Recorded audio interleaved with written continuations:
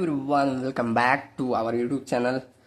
जैसा कि previous lecture में हमने क्या कवर किया था, रेक्टेंगुलर चैनल सेक्शन, और हमने समझा था कि हमारा मोस्ट इकोनॉमिकल चैनल क्या होता है। ठीक, तो आज हम देखेंगे अपना मोस्ट इकोनॉमिकल एफिशिएंट चैनल का रेक्टेंगुलर हो गया। तो अब हम देखेंगे दूसरा हमारा था ट्रायंगुलर। ठीक, तो ट्राइएंगुलर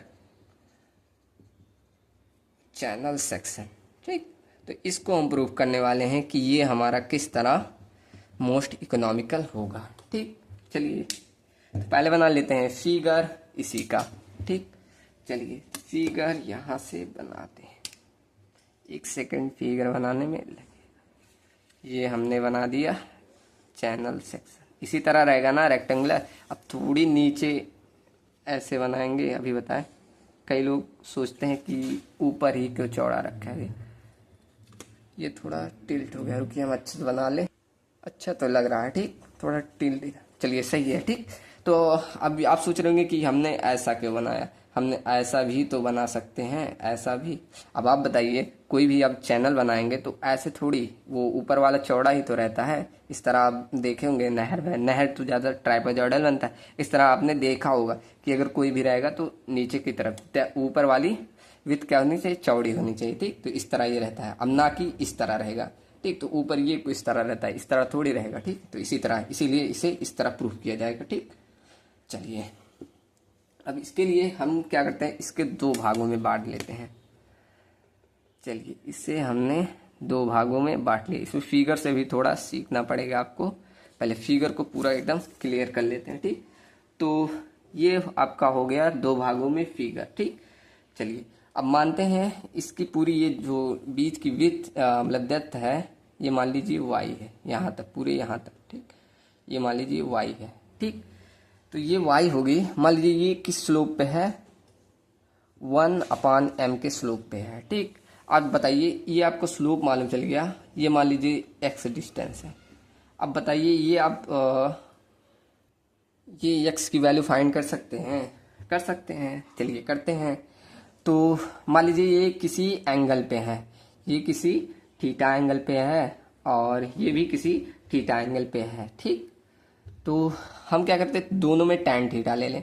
अगर tan थीटा लें, ठीक, समझ में आ रहा है ना क्या कर रहे हैं, इसमें थीटा लिया, इसमें थीटा लिया। तो अगर हम tan थीटा लें, tan थीटा का फॉर्मूला क्या होता है, ठीक, तो यहाँ लिख लीजिए लाल बटे कक्का, तो लंब बटे आधार। ठीक, ये आपका हो गया कोण के सामने की भुजा क्या होती है, लंब। तो ये हमारा y क्या हो गया, लंब हो गया। ठीक, ये क्या हो गया, कर्ण हो गया, तो ये आधार, x हमारा आधार। तो इस तरह अगर बड़े वाले ट्रायंगल का निकालें, ठीक, यहाँ लिख सकते हैं ट्रायंगल इसका। ठीक, तो tan थीटा बराबर क्या आ गया, y/x। ठीक, तो इस तरह ये अब छोटे वाले जो स्लोप का है इसका निकालें तो क्या होगा, तो ये tan थीटा इक्वल टू, यहाँ थीटा के सामने क्या है 1, ये लंब हो गया, और ये नीचे वाला आधार, ये हमारा कर्ण हो गया। ठीक, समझ में आया ना, सिंपल। हम क्या, ये x की वैल्यू फाइंड कर रहे हैं। तो इस तरह देखें, दोनों tan इक्वल कर दे तो y/x इक्वल टू 1/m।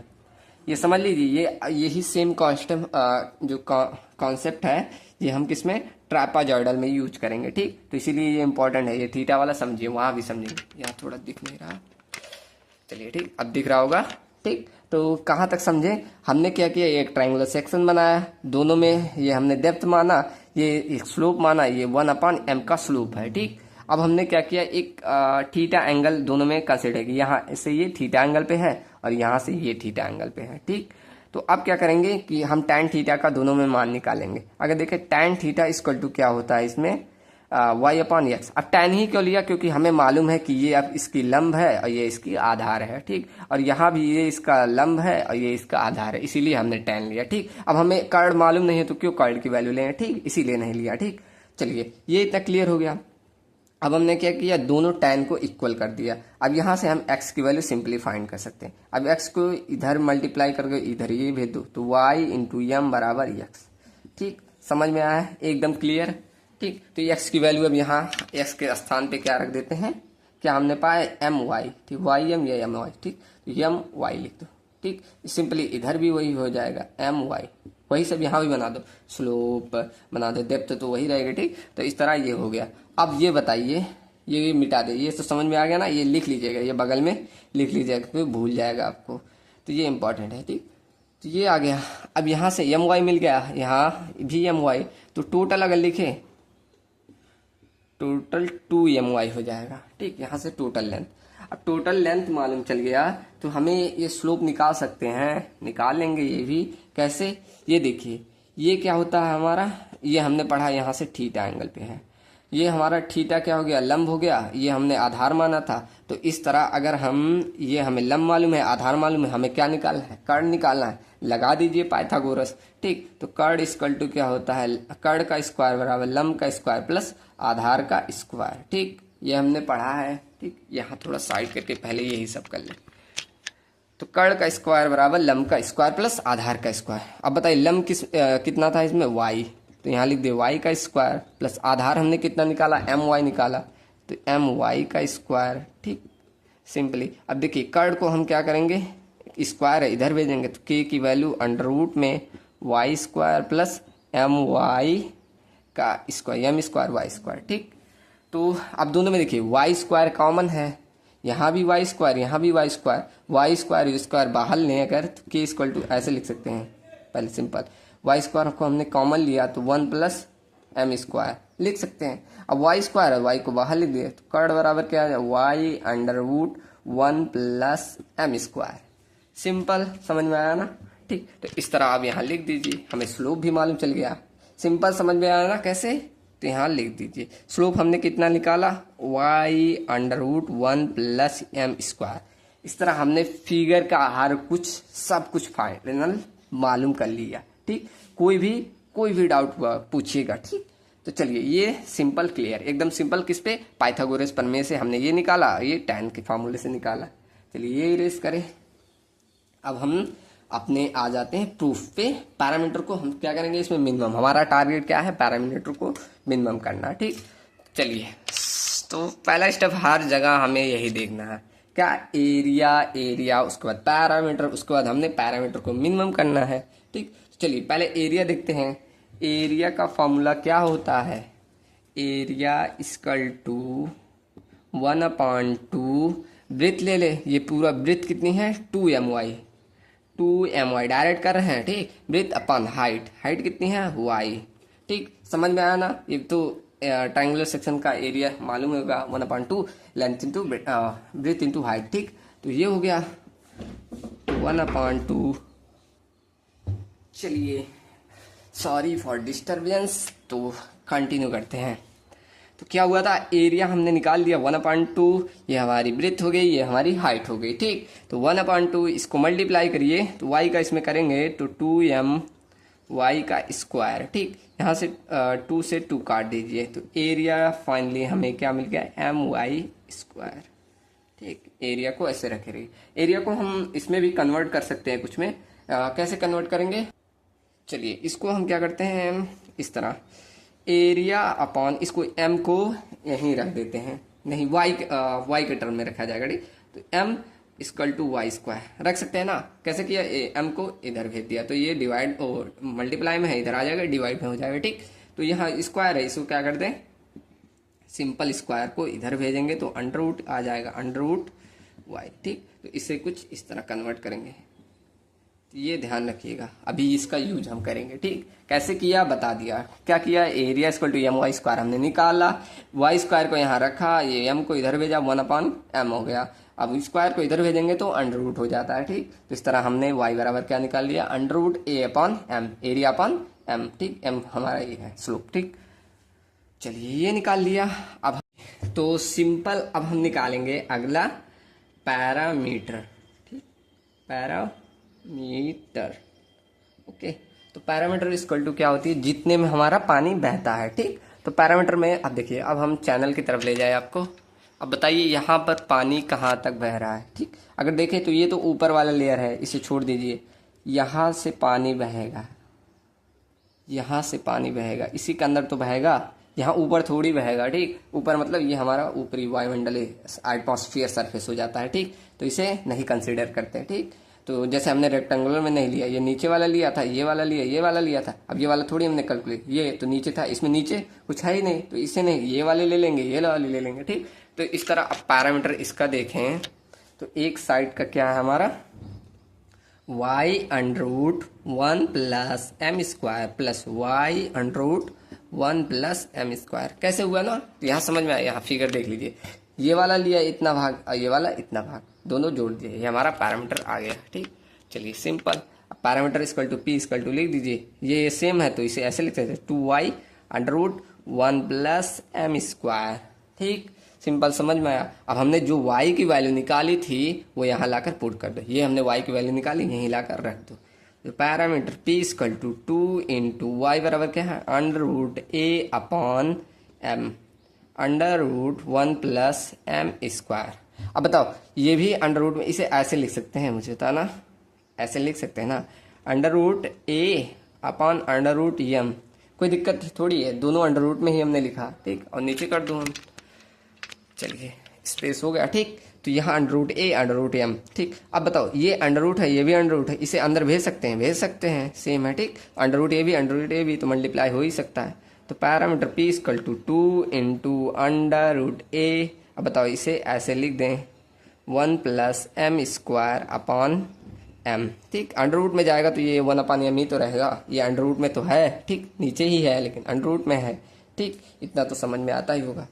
तो बताओ, इसे कुछ इस तरह लिख सकते हैं। अब ये आपकी समझ पे है आगे सब। ठीक, कितना आपको कैलकुलेशन आता है। अब बताओ, इसे 1 अपॉन m ऐसे लिख दें 1 upon m plus M square upon m। ठीक, लिख सकते हैं, इससे m से m कट जाएगा। ठीक, तो सिंपली हम यहाँ डायरेक्ट m लिख दे रहे हैं। ठीक, कैसे किया, अब इसी को आप अगर कैलकुलेट करके लाएंगे ना तो ये वही आएगा। देखिए, इधर एलसीएम लेके करेंगे तो 1 plus M square upon M, यही आया। ठीक, कैसे आया, इसका यहाँ एलसीएम लेंगे तो यम आता है, यम का यहाँ करेंगे तो 1 और यहाँ आएगा m इंटू एम स्क्वायर, तो इस तरह ये आ गया। ठीक, सिंपल। तो ये आपका एलसीएम, इतना तो एलसीएम बेसिक है, इंजीनियर बन गए तो ये सब तो आता होगा। ठीक, तो 1 अपॉन m प्लस m ये हो गया। चलिए अब फर्दर इसे क्या करेंगे, हम p को मिनिमम ले आएंगे। ठीक, तो इसी अब इक्वेशन को हम क्या करेंगे, डिफ्रेंशिएट करते रहे। ठीक, चलिए अब यहां से लिख दे रहे हैं हम, now for most economical channel, now for most economical channel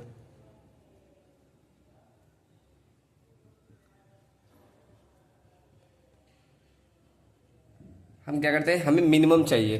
तो क्या मिनिमम चाहिए, पैरामीटर। तो हम पैरामीटर को हम डिफ्रेंशिएट कर देंगे, किसके रिस्पेक्ट में, यहाँ m के रिस्पेक्ट में करेंगे, D P upon D M equal to 0। ठीक, अब हमें जो इक्वेशन मिली थी वहाँ यहाँ रख दे, तो D P upon D M equation हमें क्या मिली थी।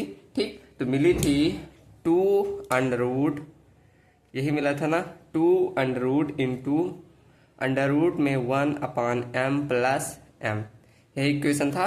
ठीक, चलिए ये अब इस इक्वेशन को हम क्या करेंगे, m के रिस्पेक्ट में डिफ्रेंशिएट कर दे रहे हैं। ठीक, तो देखिए, जब m के रिस्पेक्ट में करेंगे तो ये हमारा कॉन्सोनेंट हो जाएगा और इसका हम कर देते हैं। ठीक, तो चलिए एक बार हम करके बता दें कि अगर रूट में कोई वैल्यू होती है, यहाँ से नीचे चलिए कर दे रहे हैं। चलिए मान लीजिए ये रफ वर्क हम बता रहे हैं नीचे, अभी जिससे समझ में आया रफ वर्क। ठीक, देखिए अगर कोई वैल्यू रूट में है, मान लीजिए ये टोटल हमने x मान लिया, रूट में x है तो उसका डिफरेंस कैसे होगा, इसको हम x पे पावर 1/2 लिख सकते हैं। ठीक, तो ये बेसिक डिफरेंशिएशन है, जिनको आता होगा वो तो अच्छा है, जिनको नहीं आता उनके लिए। ठीक, तो देखिए रूट हमने इस टोटल को रूट x मान लिया, x के पावर रूट को हम लिखते हैं x पे पावर 1/2। ठीक, तो अब चलिए x पे पावर 1/2 हो गया। अब सिंपली हम फार्मूला लगा देंगे x पे पावर n का, तो इसका फार्मूला क्या है, n पे n x n-1। ठीक, तो सिंपल यहाँ कर दीजिए 1/2, n इधर आ गया x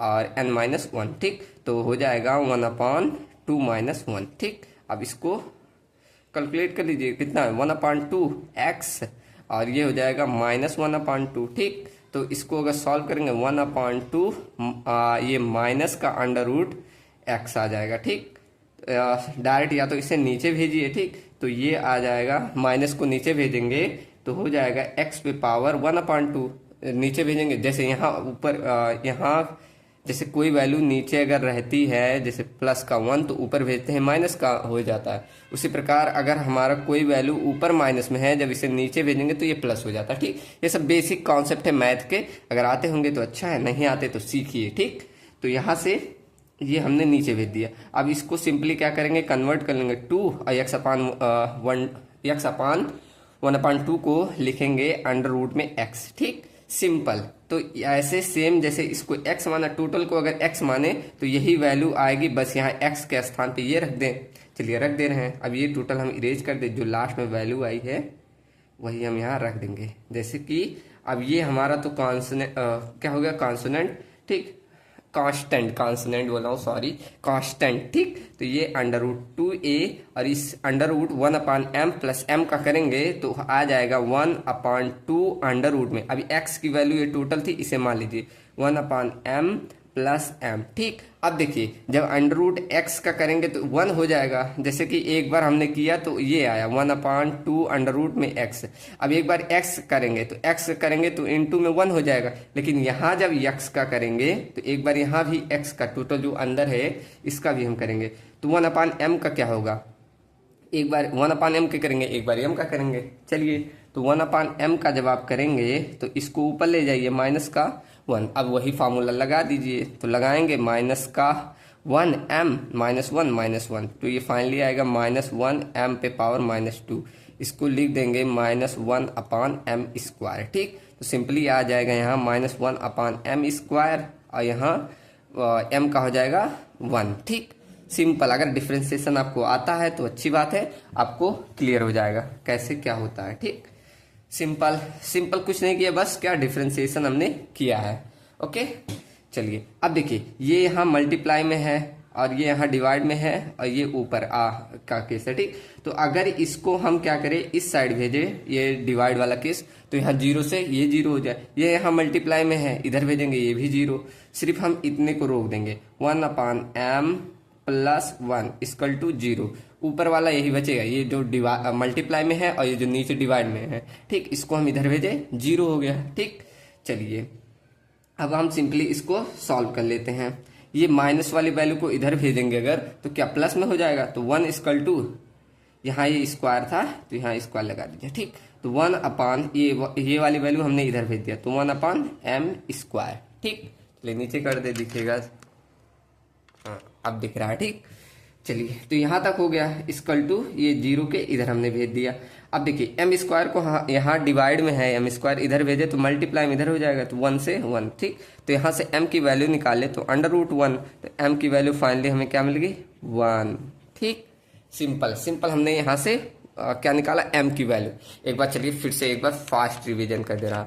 जैसे कि हमने पढ़ा है कि फॉर मोस्ट इकोनॉमिकल चैनल हम क्या करते हैं कि पैरामीटर को मिनिमम करते हैं। ठीक, तो हमने इक्वेशन में देखा m है। ठीक, तो m के रिस्पेक्ट में हम क्या करेंगे, डिफ्रेंशिएट कर देंगे तो d/dm और ये इक्वेशन हमने लिख दी = 0। अब हम हर इक्वेशन को m के रिस्पेक्ट में डिफ्रेंशिएट करेंगे। ठीक, तो यहाँ 2√a एक कांस्टेंट हो जाएगा और √1/m + m का हम क्या करेंगे, डिफ्रेंशिएशन करेंगे। तो जब इसका किया √1/m + m का तो हमारा आया 1/2 √1/m + m। ठीक, उसके बाद अंदर वाले इस वैल्यू को हमने जब किया तो आया -1/m² + 1 = 0। ठीक, ये सिंपल। अब हमने क्या किया, ये जो मल्टीप्लाई वाली वैल्यू थी, ये डिवाइड वाली वैल्यू हमने इधर भेज दिया, तो जब 0 से कोई भी वैल्यू टकराती है वो 0 हो जाती है। ठीक, सिंपल हमारा इतना सिर्फ बचा। ठीक, यहाँ हमने इतना लिख दिया -1/m² + 1 = 0। अब हमने किया ये माइनस वाली वैल्यू को इस साइड भेजा।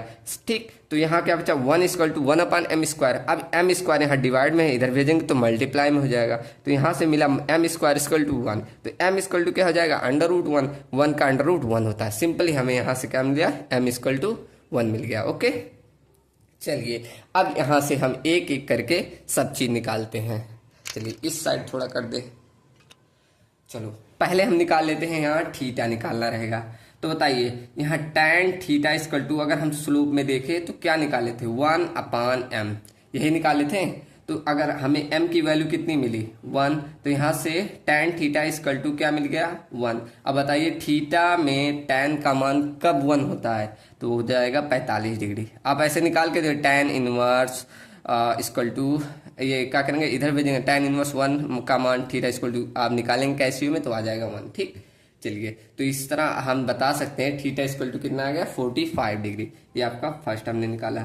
चलिए अब हम अगला निकाल लेते हैं क्या, यहाँ से एरिया। ठीक, तो एरिया इक्वल टू हमारा क्या था, एरिया नहीं, इससे एरिया निकालने का अभी नहीं जरूरत है, नहीं सब निकलेगा। ठीक, जैसे कि हमने वहां पर प्रूफ किया था कि हमने क्या लिखा था, area equal to 1/2 MY into में नहीं 2 MY था इंटू वाई, ऐसे ही था। एक बार फिर से लिख दे, यहाँ था ये हमारा हमने ऐसे काटा था, तो ये MY 2 MY था और यहाँ पर ये Y था, तो एरिया निकाले थे तो 1/2 MY इंटू वाई, ये Y से Y कटा था तो आया था MY स्क्वायर, यही आया था ना। तो डायरेक्ट मैं लिख रहा हूँ, ये आपने पहले हमने जो लिखा था वहीं से हम कंडीशन डायरेक्ट उठा रहे हैं कि हमने लिखा था एरिया इक्वल टू निकाले थे MY स्क्वायर, यही निकाला था।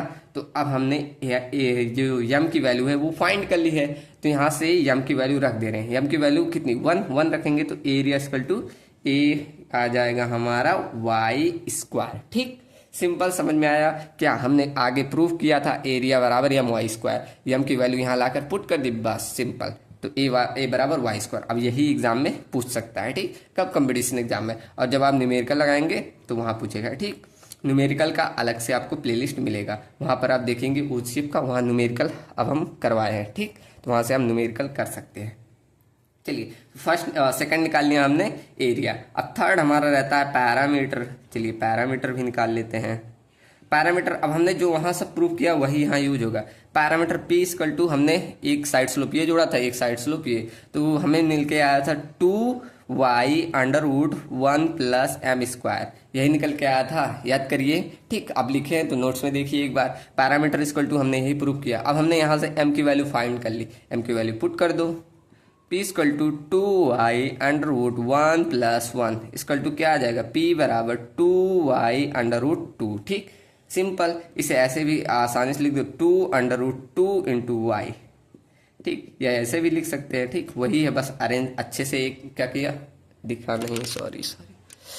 यहाँ हमने क्या किया, parameter equal to P 2y√1 plus M square हमें मालूम था, हमने आगे निकाल लिया था। ठीक, तो हमने M की वैल्यू पुट कर दी, पुट किया क्या, P equal to 2y√1 plus 1। ठीक, तो यहाँ से मिला P इक्वल टू 2y√2। ठीक, तो हमने क्या किया, न्यूमेरिकल ये जो न्यूमेरिकल वैल्यू है एक तरफ, अलजेब्रिक वैल्यू एक तरफ कर ली, तो 2√2 इंटू वाई। ठीक, ये हमें पैरामीटर इक्वल टू मिल गया। ऐसे भी लिख सकते हैं, ऐसे भी लिख सकते हैं। ठीक, कोई बात नहीं है इसमें।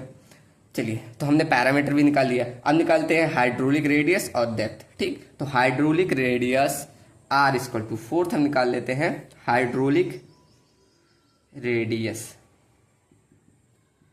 अब hydraulic radius R equal to formula आप नहीं जानते तो जाकर पहले आप प्रीवियस लेक्चर देखिए। ठीक, तो hydraulic radius R equal to area upon parameter होता है। ठीक, तो एरिया अभी हमने निकाला, यहाँ से क्या निकाला, Y स्क्वायर रख दिए। पैरामीटर अभी हमने निकाला 2√2 इंटू वाई, यही निकाला। ठीक, तो यहाँ से एक y से एक y कैंसिल, तो y/2√2 ये हमें मिल जाएगा। ठीक, तो सिंपली आप लिख दीजिए R इक्वल टू y/2√2। ठीक, यहाँ से हमें मिल गया हाइड्रोलिक रेडियस।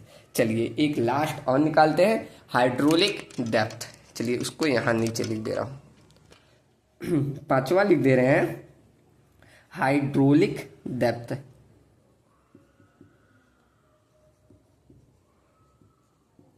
हाइड्रोलिक डेप्थ का फॉर्मूला क्या था, इसे D से डिनोट करते हैं, एरिया अपॉन टॉप विड्थ। ठीक, तो एरिया हमने क्या लिया था, एरिया बराबर हमने लिया Y स्क्वायर, टॉप विड्थ क्या था, यही ऊपर वाला, जैसे हमने यहाँ बनाया था 2, ऊपर वाला कितना आया था 2my, ये ऐसे आया था ना, तो यहाँ से 2my लीजिए, 2my, एक y से एक y कैंसिल, तो आ गया y अपॉन, यहाँ पर m की वैल्यू भी पुट कर दीजिए, m की वैल्यू कितनी ला सॉरी, तो हाँ हम क्या करेंगे, m की वैल्यू 1 पुट कर देंगे। ठीक, तो जब यहाँ 1 पुट करेंगे तो यहाँ बचेगा 2y।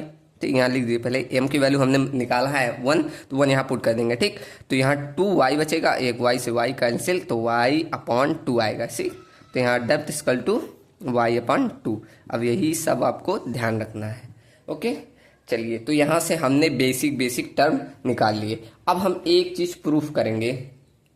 चलिए अभी हम ये सब इरेज करें, तब आपको बताए। वो थोड़ा सा कॉन्सेप्ट है, वो आप अगर ये सेमेस्टर एग्जाम में लिख के आएंगे तो भी अच्छा, ना लिख के आएंगे तो भी अच्छा, लेकिन लिखेंगे तो और अट्रैक्टिव बनेगा। लेकिन ये कंपटीशन एग्जाम का है, इसी ट्रायंगल में से। ठीक, चलिए इरेज करें फिर बता रहे कॉन्सेप्ट। चलिए मैं अब आपके सामने एक ट्रायंगल बना रहा हूँ, अभी आपको साफ समझते आएगा, बस बेसिक देखते जाइए। मैं आपको पहले एक ट्रायंगल बना रहा हूँ। यहाँ देखिए मैंने एक ट्रायंगल बनाया और अभी हमने निकाला था ट्रायंगल का एंगल, ट्रायंगल का एंगल। ओके, तो यहाँ देखिए थोड़ा तिरछा लग रहा है, चलिए समझने के लिए है, दिख रहा है ना, एक से, चलिए अब दिख रहा है। ओके, तो यहाँ देखिए मैंने एक ट्रायंगल बनाया, अब हमने निकाला ट्रायंगल का एंगल। तो यहाँ ये 45 डिग्री, ये 45 डिग्री, लेकिन हमने पढ़ा है, प्रॉपर्टी किया है, ट्रायंगल के तीनों कोणों का सम कितना होता है, 180। तो ये दोनों 45 45 रहते हैं, ये 90 रहता है, इसे हम अपेक्स एंगल कहते हैं। ठीक, ध्यान रखिए क्या कहते हैं, अपेक्स एंगल, अपेक्स एंगल। अगर हम क्या करें, इसके ऐसे मतलब सेम टू सेम ऐसे पलट दें, ऐसे नीचे पलट दें, इसे ब्लैक से बना दूं, ऐसे सेम नीचे पलट दूं मैं, ये इसको यहां मिला दिया, तो क्या ये एंगल 45 डिग्री होगा? ऑब्वियसली होगा। ये कितना होगा, 45 एंगल होगा। ठीक, और ये कितना होगा, 90 डिग्री। ठीक, तो इस तरह अगर देखें तो ये इसकी साइड स्लोप हमने निकाली थी, यहाँ से ये साइड स्लोप अभी हमने प्रूफ कराया था कि क्या आता है, 2√2 इंटू वाई, यही निकाला था ना। कैसे, हमने पहले जानते थे, यहाँ स्लोप इक्वल टू था, एकदम बेसिक से पढ़ा और इतना कहीं नहीं मिलेगा, 2y √1 प्लस एम स्क्वायर। ठीक, अब हमने m की वैल्यू पुट की थी तो आ गया था 2√2y। ठीक, तो यहाँ से हम सब साइड स्लोप को क्या लिख दे, 2√2y, 2√2y, यहाँ सेम यहाँ भी होगा 2√2y, सेम यहाँ भी होगा 2√2y। ठीक, अब इससे कहना क्या चाहते हैं सर, आप बताइए। ठीक, तो अभी बता रहा हूँ क्या कहना चाहता हूँ। अब बताइए, क्या ये प्रॉपर्टी ऑफ स्क्वायर रख रहा है कि नहीं? प्रॉपर्टी ऑफ स्क्वायर क्या कहता है, सभी साइड स्लोप इक्वल हो और क्या इंटीरियर एंगल सब 90 डिग्री। देखिए ये 90 हो गया, ये 90, ये 90, ये 90। ठीक, तो हम यहाँ से लिख सकते हैं प्रॉपर्टी ऑफ स्क्वायर। अगर हम देखें प्रॉपर्टी ऑफ स्क्वायर, चलिए क्या कहता है property of square, all sides are equal, equal. Okay, और दूसरा पॉइंट कहता है कि इंटीरियर एंगल आपका कितना होना चाहिए, 90 डिग्री। तो बताइए, अब हम कह सकते हैं कि most economical triangle section is part of regular square. ठीक, तो इस तरह ये आपका कभी कभी पूछता है कंपटीशन एग्जाम में, क्या most economical channel square regular square का पार्ट है कि नहीं, रेगुलर मतलब सम स्क्वायर का पार्ट है कि नहीं। ठीक, तो यहाँ लिख सकते हैं आप कि मोस्ट इकोनॉमिकल